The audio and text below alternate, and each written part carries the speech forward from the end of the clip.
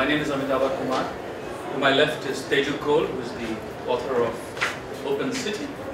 And to my right is Sonia Faleiro, who is the author of Beautiful Trees.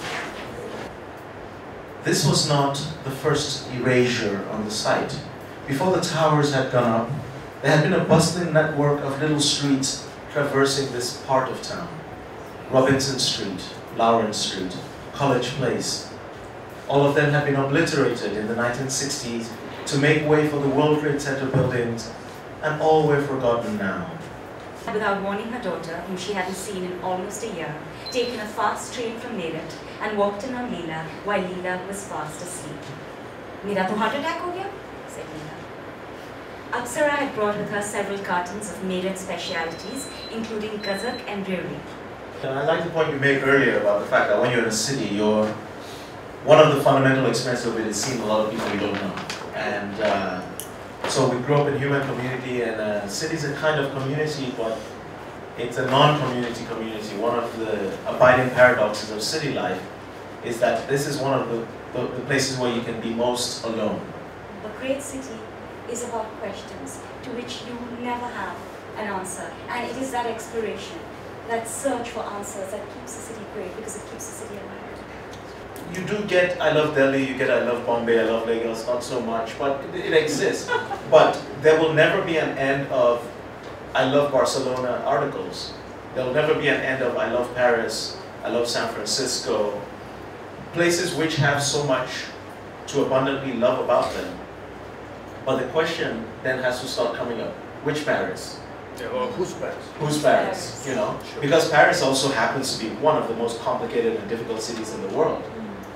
But 90% of the writing about Paris is about 15% of Paris. Cobblestone streets and, you know, cafe tables and charming waiters, or less charming. One complaint. So there's this absolutely artificial writing about cities that actually dominates city writing. Cities as places of verve and wonder and amazing 48-hour vacations, which has scant bearing on the cities that most of us experience. And what cities have you learned the most about and you would recommend for our audience here?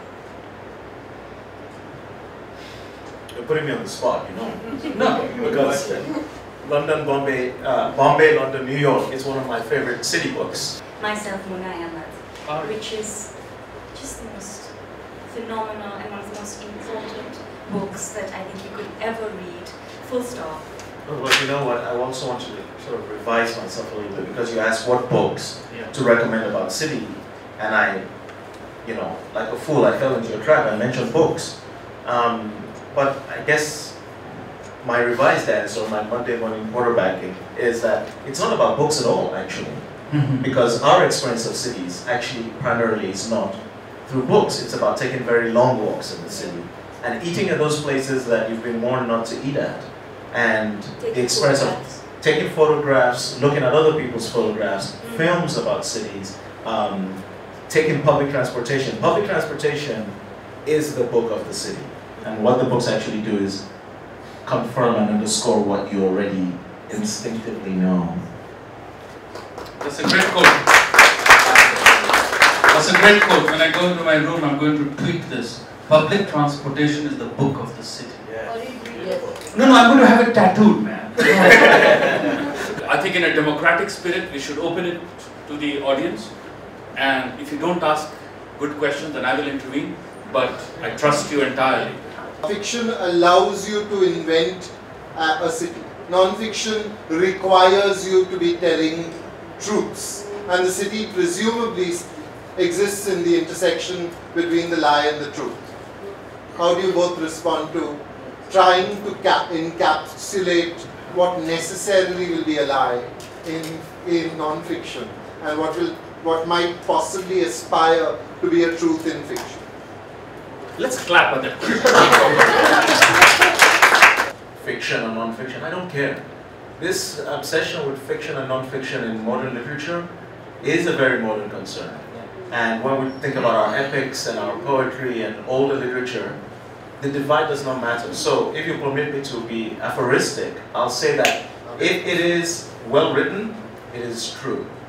If it is badly written, it is a lie. Whoa, second tattoo! Photographers have to embody, they have to be physically there. And if they're superlative photographers, they can tell you the story in a way that is not matched by anything else. Which is why some days I really wake up and all I want to do is do photography.